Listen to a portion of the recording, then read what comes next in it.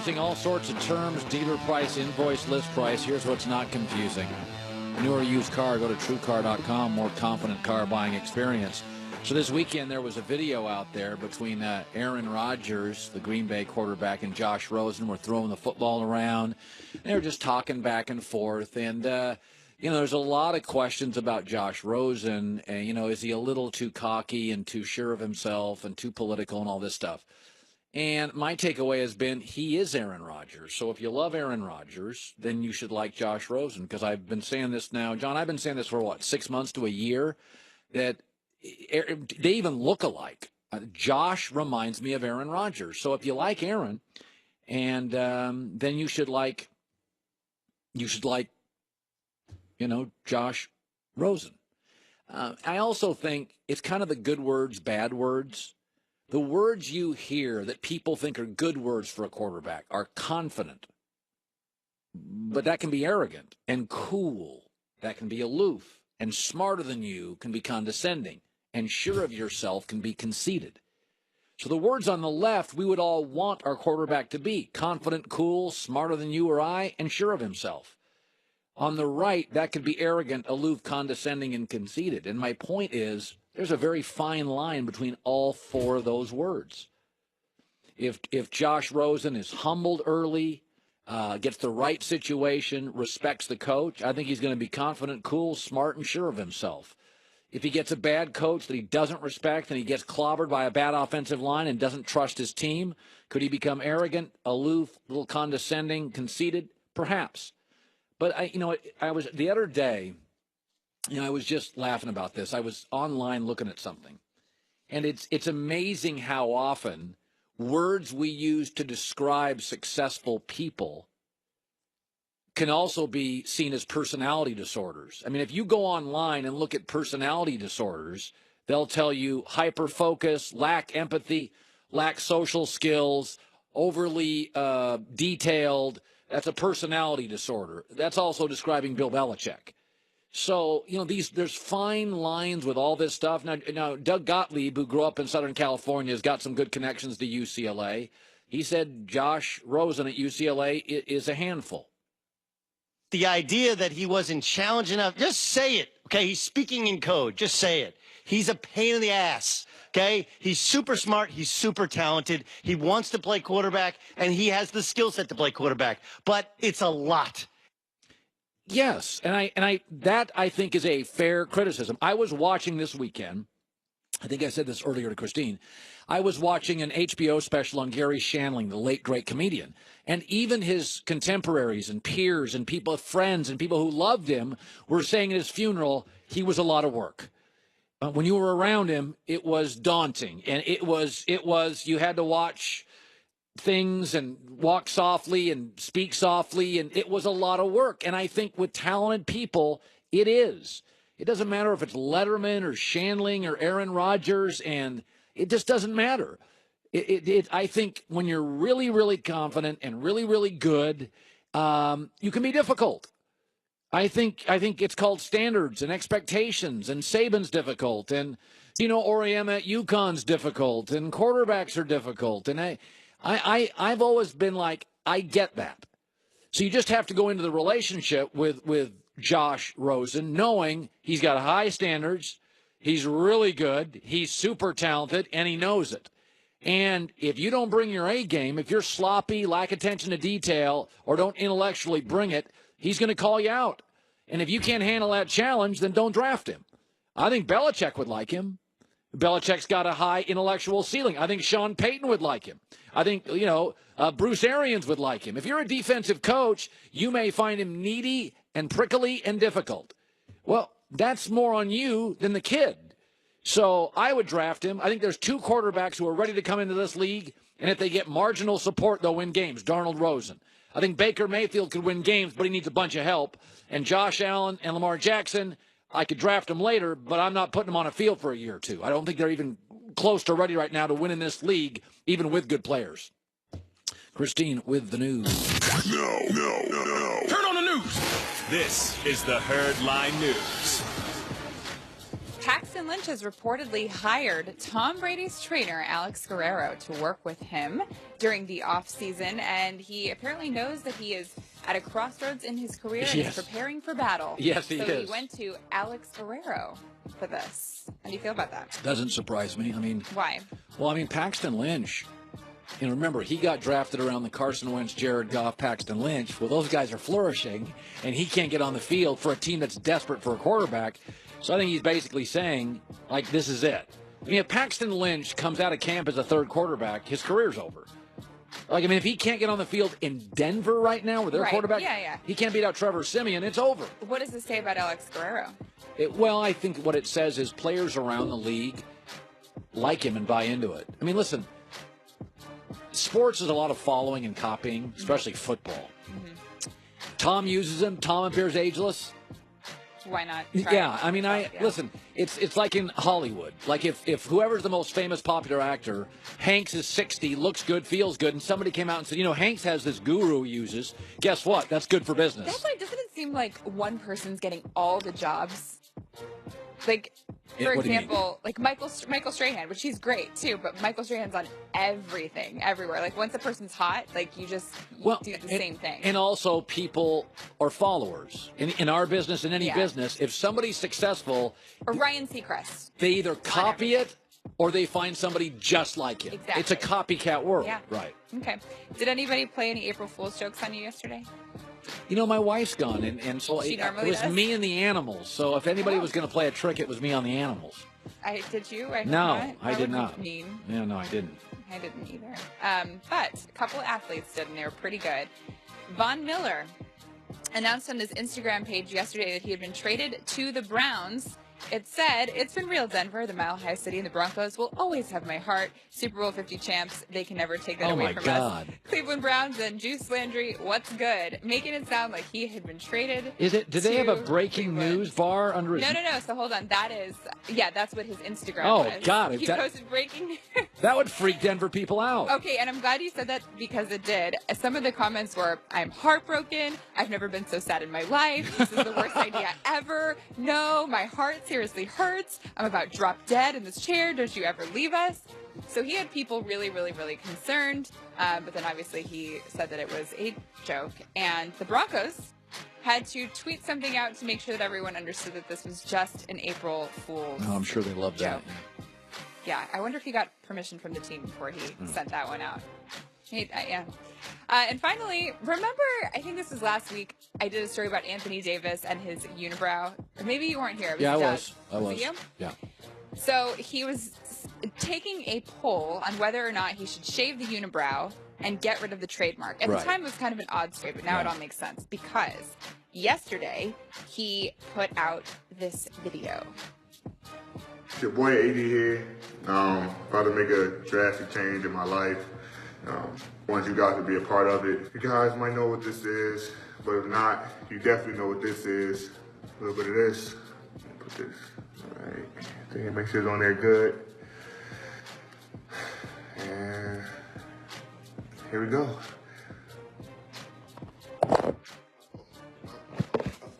My bad, guys, but it's done. It's a big change. I think I like it. I do too. I like it better. Y'all tell me, big moment, new AD, new brow. Let's get it. Hold on. That's makeup. He didn't really shave it. It was an April Fool's joke. Oh, it was. Yes. See? Come on, y'all. Y'all knew I wasn't cutting it. It's April Fool's. Got y'all. The best part about this all, because this was a very elaborate April Fool's joke. It went back to, from last week, him taking a poll. Boulay pointed this out to me. It was sponsored by Red Bull. Do you see that he has a Red Bull towel over his shoulder? There you go. So Red Bull did this whole long planned out April Fool's joke with him that started last week with him taking a poll. That is good. Yes. Like if you can get paid for an April Fool's joke. Yeah, no kidding. You've made it. And, I want to get paid for an April Fool's joke. You could too, I'm sure. I'm not, John, you've known me for a long. I'm not really an April Fool guy. You're not, which is why you'd be perfect for it, because no one would think that you're doing. I'm not a hijinks guy. I'm not a tomfoolery guy. Tomfoolery? It wouldn't be funny. You wouldn't play along with the, it just wouldn't work. It wouldn't work with me. That's not that much fun. If we were working, I would do one to you. An April Fool's joke. Just really tedious. Christine with the news. Well, that's the news. And thanks for stopping by. The Herd Lie News. By the way, I want to update you. I said something earlier about the heat index in the NBA. We got the NCAA championship tonight. We also have the end over the next 10 days, 12 days is going to be the end of the NBA's regular season. We got about two and a half weeks of it. Don't freak out. I'm seeing already this morning, I got up and I was reading some NBA columns. These are the hottest teams in the NBA right now. Philadelphia has won 10 straight. Celtics have won 6 straight. Cavs, Pacers, Spurs, Rockets, Blazers, and Utah. I just want to take you to 1 year ago this week. The hottest teams in the NBA were the Celtics, and they got down 0-2 at home in the first round and probably lose to the Bulls, maybe swept if Rondo doesn't get hurt. The Raptors got swept in the second round. Pacers got swept in the first round. Jazz got swept in the second round. The Clippers lost in the first round, and the Blazers swept in round 1. Being hot in the regular season of the NBA at the end means very, very little. And with that, he played for a decade in the NFL. He was a Super Bowl champ with the New York Giants. Second time we've gotten to see him in about a month, and we're excited to see him again. Will Blackman joining us on the show today. What up, Will? Will, you came. You look sharp. What's with the suit today? By the way, it's You know what? monochromatic thing, and Was the senior director of talent, Marcus Smith. He got on my case last time. because you didn't dress up. He was like, yeah, because you're representing me, he said. Oh, No, I'm kidding. talent office got testy You upstairs. see what I'm saying? Yeah, they bring a lot of baggage It's all upstairs. good, though. He's a great guy. Okay, so now I want to throw this out to you. There's a story out today that the Browns are going to go Josh Allen over Sam Darnold. I wouldn't, but you have worked out with both. Yes. Okay, now the story is Allen's got a cannon for an arm. Darnold, okay. Let me ask you, you worked out with both. Is the arm significantly better with Josh Allen than Sam Darnold? Can I say I have not caught passes from neither? We've ran. That's it. Oh, so you did workout stuff. We just did speed work. Yes. Who did you like as a guy more? You know what? I thought they were both really cool in their own way. How was Josh Allen's way? Josh Allen, he's more, I would say more outgoing and silly, Yeah. but is a student of the game. For Josh Allen, it's funny because I did my own. I wish I deleted this tweet, but I said that Browns will probably go with Josh Allen, Barkley, and somehow, some way, It's now the story. some way get Jarvis Landry. And I did not tweet it out, and I felt awful because I wish I had the goods. And you could be very yeah, right. But with Josh Allen, though, I see almost like Big Ben. You know, you have Hugh Jackson there, and you got Todd Haley. You have 2 guys that can really train him and who can probably have 4 guys hanging on his back and canceling an 80 like Big Ben did.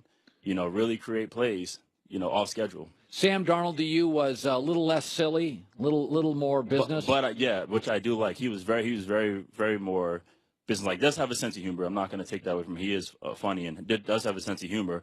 But I just feel like even watching his tape, that no matter the situation, like I said last time, he's always just poised. Yeah. No matter what it is. And you felt that talking to him. Yeah, I felt that talking to him. Yeah, he's an adult. Yeah. He's ready to go. But he's only 20, right? Yeah, I mean, they're 21? all kids. Yeah. I mean, how old are you? 33. Okay, you're a kid. Like, beautifully aged wine. I'm just Okay. ready to go. So here's the thing. I got this story. So Seattle's saying they're resetting. Seattle's like, Right. we're not rebuilding. We're resetting. Because they have a quarterback. But go ahead. That's my point. You're right. I said, if you took Russell Wilson out, they're a mess. They got to face Goff and McVay, Garoppolo, Shanahan. Let me ask you this, and I can't figure this out. Right. Russell Wilson has the second highest passer rating in league history, highest in the 4th, never lost 3 straight games in the pros, led the NFL in touchdown passes last year, Will, with a bad O-line and no running game. And I said this, if Tom Brady had no running game and a bad O-line, he doesn't get through October. But there's something about Russell Wilson.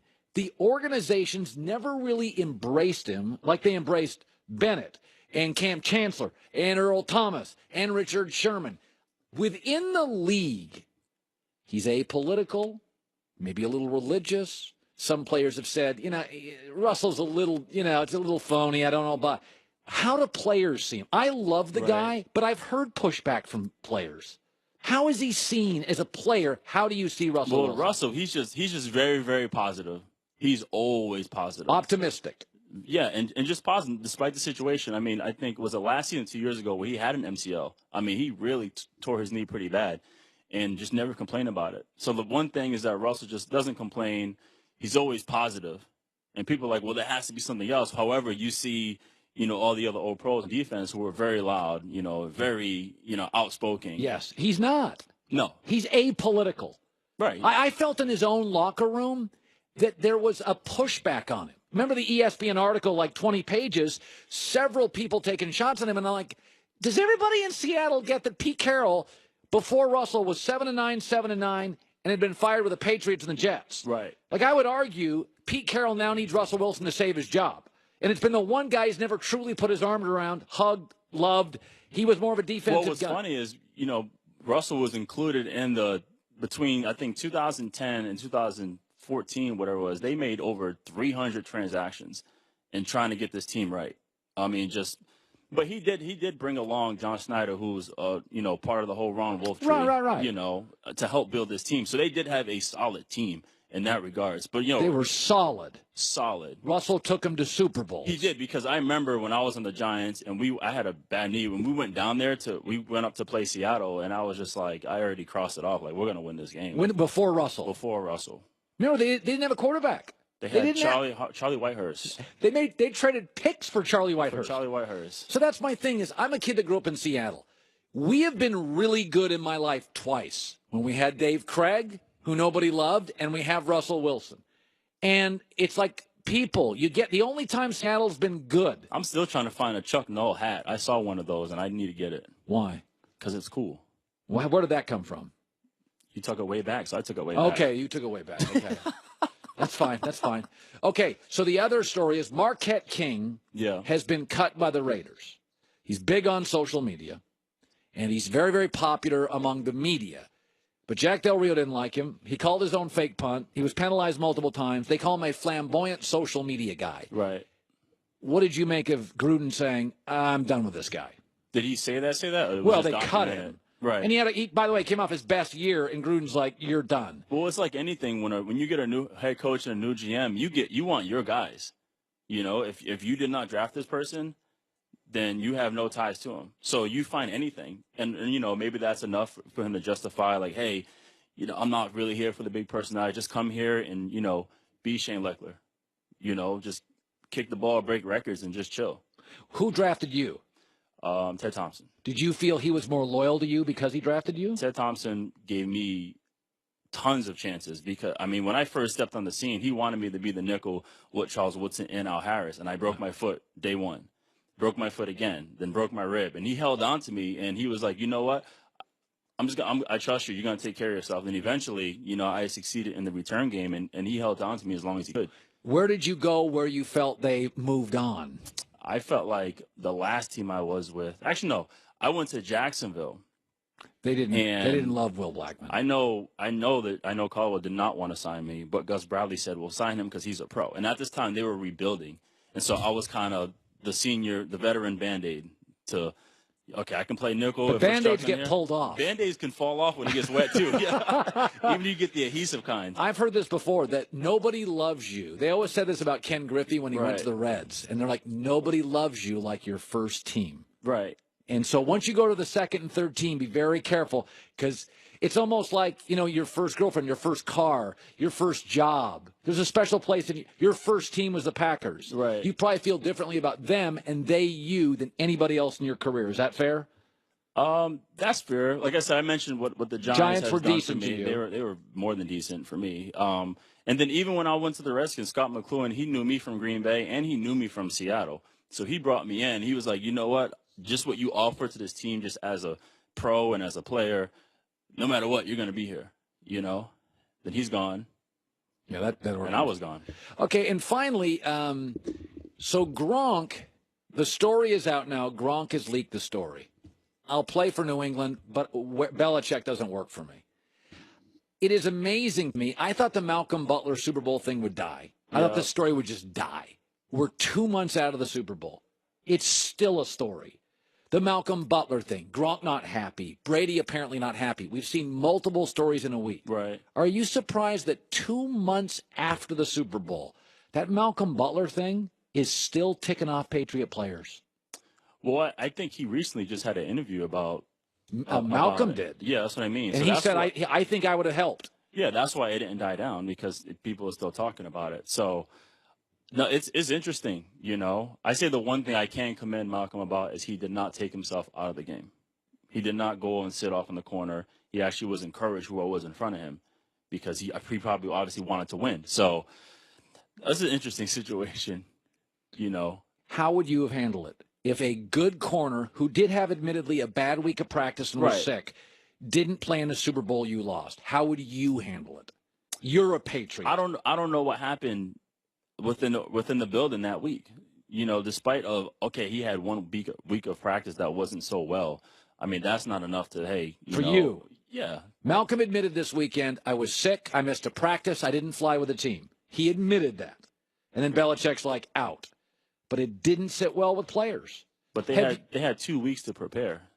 So he didn't miss 2 weeks of practice, I don't believe. You're telling me you wouldn't have liked it? Not at all. Have you ever done something in your career where a coach made a move and you didn't like it? And Absolutely. Players didn't like it? And players talked about it? Absolutely. Give me one. One example was when I was, like I said, I was in Jacksonville and I ended up being the starter. And I thought I was playing pretty well. Yeah. However, they drafted their guys. So it was me and Alan Ball. We were the only veterans on secondary, and they had a bunch of, rookies that they drafted, a whole entire secondary. So basically, it's like, you know what? We're not doing so well. I want to see what the other guys. Meanwhile, I'm on a 1-year deal. That you need to play well. I need to play. It's your career. Not only play well, but I just need to be on the field. And they're like, hey, you know what? We want to see what these young guys can do. So let's cut back some of his playing time. And that wasn't great for you. Not at all. Were you a bitter teammate? No, because I can't be. That's not my DNA. You're not bitter. Was I furious? Yes. Did I go work harder? Sometimes it's crazy. I was talking to my wife about this, and sometimes it doesn't matter how hard you work.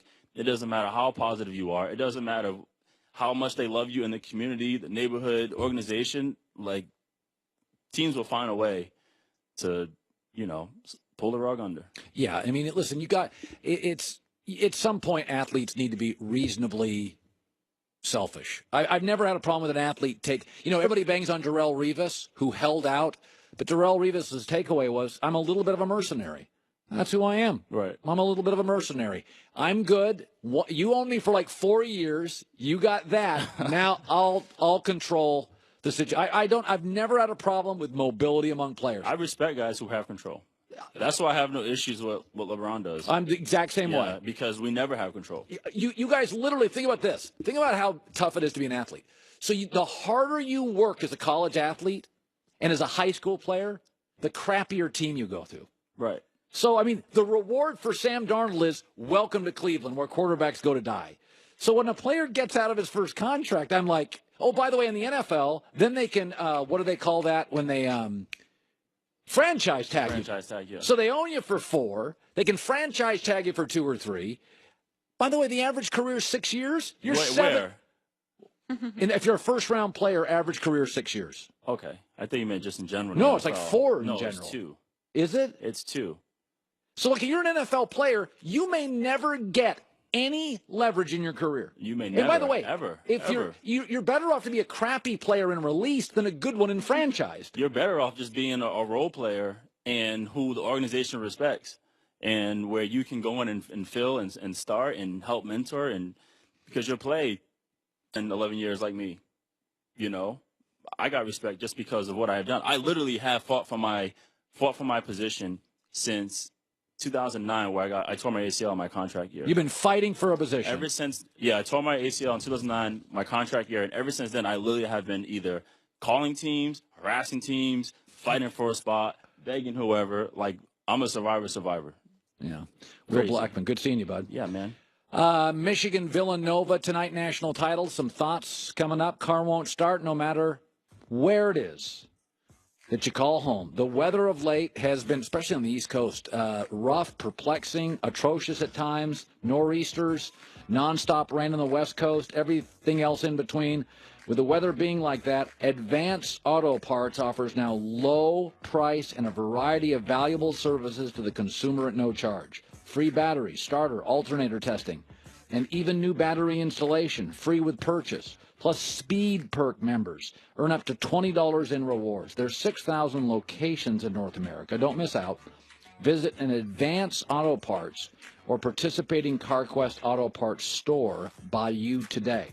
No matter the weather, nor'easters, rain out west, let's get you back on the road.